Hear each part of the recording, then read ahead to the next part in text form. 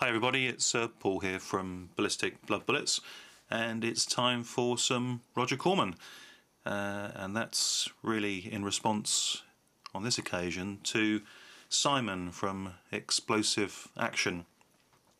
He has put up a challenge inviting people to put in their favourite Roger Corman films and productions, and he's very kindly running a competition in response and replies from people who put in their favourites to win a very nice DVD. What we're looking at here is Forbidden World, and it's a Laserdisc. For those who are find strange the thought of what a Laserdisc is, it's a very big shiny DVD. There are still a lot of people out there who think, what the heck is one of those? Well, this is one of those, and this is one of my first and foremost favourite Roger Corman films. This one is one that he produced rather than directed. And the thing about Roger Corman is that although he's made tons and tons of films, he actually, in reality, has directed, I think, about 55, 56 movies. And a lot of the time his name is associated on these movies as producer. But as a producer, he is one hell of a producer. He's actually made in excess of 400 movies and still counting. Anyway, away from just chitter-chatter, getting on to the subject in question, which is in reply to Simon's competition, and that is to offer my favourite films of Roger Corman. Now, Simon undoubtedly will be aware that I would have been struggling to find just a couple, having spent a long time watching Roger Corman movies for years and years and years and years, and of those 400 plus movies I probably have seen most of them. But I've enjoyed pretty much all of them as well. I can't actually say there's a bad Roger Corman film. So what I've done, Simon, is actually come up with probably my favourite 5, although on any given day or week that probably would change, but here we go. There is one that he's directed, which I'll come to in a moment, but really it's a lot of the films that he's produced that he's just exceptional in his production values and his companies, of which he's had quite a few. Forbidden World, that's and this is in no particular order, but these are generally, as I say, my favourite 5 movies. So we've got Forbidden World, and we don't just have a Laserdisc of Forbidden World, we pretty much have all the formats as well, as it is, as I say, one of my favourites. And here we have the fairly recent DVD release of the film, which I am extremely thankful for, as I'm sure a lot of Roger Corman fans will also agree. This really is one of those absolutely fantastic movies, B-movie, glorious, gore galore, short film. It's probably about 80 minutes, 79, 80 minutes, something like that, but it is just completely action-packed throughout. It's got attractive ladies in it, great action star in Jesse Vint.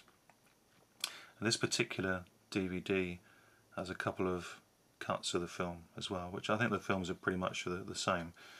But it's one of those great 80s gory sci-fi action movies that I grew up with and absolutely adore. I really do love this movie. So there we are, that's Forbidden World. Before I go off of Forbidden World, actually, we also have, naturally, for my collection, a Japanese VHS of the film, which, as you can see, has the same cover art as the DVD, and it's a pretty cool cover art. Then we have the rather nifty personal assistant for Jesse Vint's character, a robot.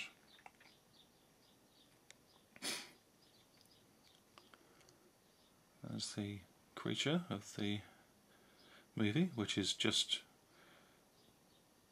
a gore lover's delight when he just explodes everywhere, eats everything in sight. Excellent, really love that film, fantastic film. Forbidden World. Next up, another guilty pleasure. Humanoids from the Deep. Although when I saw it many years ago at the cinema, it's just called Monster, which I think is suitable as well. But Monster, Humanoids from the Deep. Great film, great film. Roger Corman at his very best. And this one stars Doug McClure, who made quite a few of these movies in the early 80s. And also in the 70s he made some of the sort of Hammer type movies or films that were sort of featuring dinosaurs and lost worlds. As the land that time forgot and the people that time forgot, I think, were a couple of the big films. And also At the Earth's Core, which had Peter Cushing, which again was a fantastic film. So we like Doug McClure, and we definitely like Humanoids from the Deep. This one was remade by Roger Corman's production company, I think in about the last sort of 5-10 years. I haven't seen that one, but I'm sure it'll pop up at some stage on TV, so I'll look out for that. But I cannot imagine for 1 minute it will be as good in any respect as this one, because this is true 80s cult B-movie classic.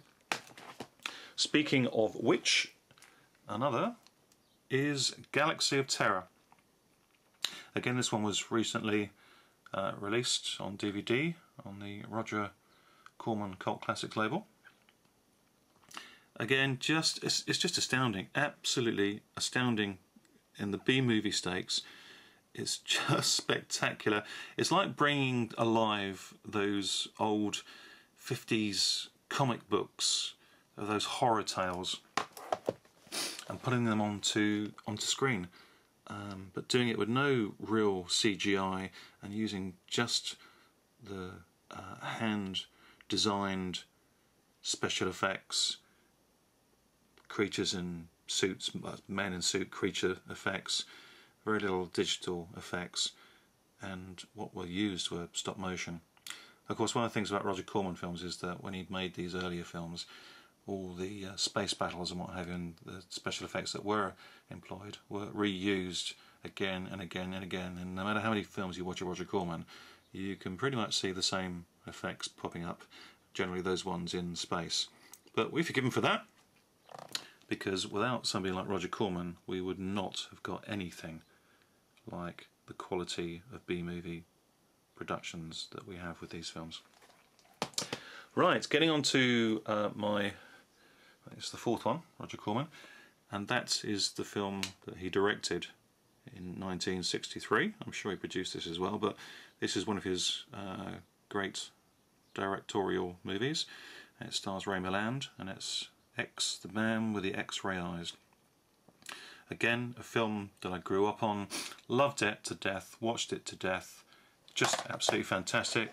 Guy who experiments with X-rays, finds that he can start seeing through things, takes more and more doses of his serum, ends up just seeing through everything and seeing into I think a fourth dimension, and it has a tragic but pertinent ending, which I won't spoil, because it's a film that if you get the opportunity to see, you really do need to see that. So that's Roger Corman and his 1963 directed film, Man with the X-Ray Eyes. During that similar sort of period, he made lots of films. He directed films like Premature Burial, Raven, Terror, Pit and the Pendulum, and these were all with movie classic horror greats like Vincent Price, Boris Karloff, Basil Rathbone from the Sherlock Holmes movies, and Peter Lorre.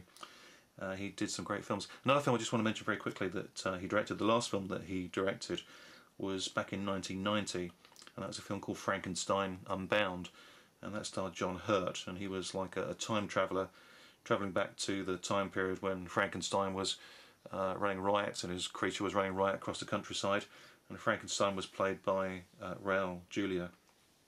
Great sort of Back to the Future meets Frankenstein type movie, and it's worth seeking out. I'm not sure if it's on DVD or not. Certainly I've seen it on video, but again it's one I need to revisit. Other films that were inspired by Roger Corman, or other people that make films, of course, I feel I should mention people like James Cameron. He was involved with Battle Beyond the Stars and Piranha 2, The Flying Killers, and also, of course, on the famous sort of director line, Joe Dante, who directed Piranha. So he's really influenced a lot of famous people. Back to my fifth pick, and that is the absolutely fantastic Deathstalker. You cannot go wrong with Deathstalker. Sword and sorcery, monsters, beasts, swords, gallantry, heroism, bad guys, and it's just absolutely wonderful action, over the top, boo movie, glory, fantastic stuff. Stars a guy called Rick Hill, and I think there's about 4 in the series. I think that Rick appeared in 3 of the films. The second film, Deathstalker 2, naturally, it starred a guy called John Terelesky. Again, follows on the same traditions as the first film. Lots of special effects. Well, not lots of special effects actually. Forgive me for saying that. It just was over the top, fun, action, silliness, old school, great fun. Love that. I haven't got Deathstalker 3, unfortunately. I think I may have it somewhere on VHS, but I couldn't lay my hands on that. But I'll have to seek that out on DVD at some stage. Deathstalker 4, again, carrying on the same traditions. Big fun, lots of action, Rick Hill's back. You can't go wrong with that. Just to finish off with a few more films by Roger Corman and his production stable, and really doffing the hat to the great Cirio H. Santiago, director, Philippines. Did a lot of films under the production stable Roger Corman, and here we go with the first one. Well, there's tons actually, but here's just a few that I was able to lay my hands on. Wheels of Fire, post-apocalyptic movie. This is a film that I watched the other night again for the first time for some time, and I actually did a review for this one, so I will put a link up to that so you're able to get an idea of what that one's all about. Just quickly go through these ones, as time as always on YouTube is limited and I'm approaching that time. This is the Japanese VHS of the same movie. This is the version I watched on VHS the other evening. Big fun, lots of explosions, action, sci-fi. Again, how can you go wrong? Another one I've got on Japanese VHS, Roger Corman production, Cirio H. Santiago director, The Destroyers. This is one I'm not sure they've actually seen, so now that I've uncovered it from the piles, I shall sit down at some stage and watch that. And last but not least, just to have a quick go through of the Roger Corman greats, one of my favourites from youth, Barbarian Queen. Again, fantastic artwork. You absolutely cannot go wrong with that. Lots of buxom babes, big swords, action galore. Great fun. Superb stuff. Okay, that's it from me. That's my entries to Simon's great competition, and thank you for doing that, Simon. We appreciate it, and hopefully people have fun entering, and also from chatting to you and discussing their love for Roger Corman movies. Okay, thanks a lot guys, thanks for watching. Thank you, Simon. Take care. See you soon. Bye bye.